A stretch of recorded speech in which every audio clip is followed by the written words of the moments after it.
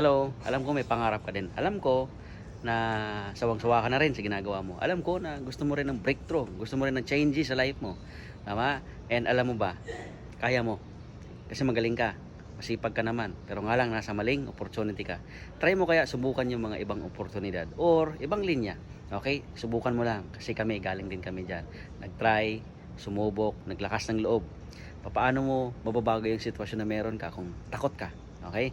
Yan yung isa sa mga pinaka reason why bakit maraming Pilipino na hirap talagang umangat at hindi nakukuha yung pangarap kasi nga takot. Takot silang mag-try sa isang bagay, baka mag-fail. Okay? So, isa lang masabi ko sa iyo, 2024 na.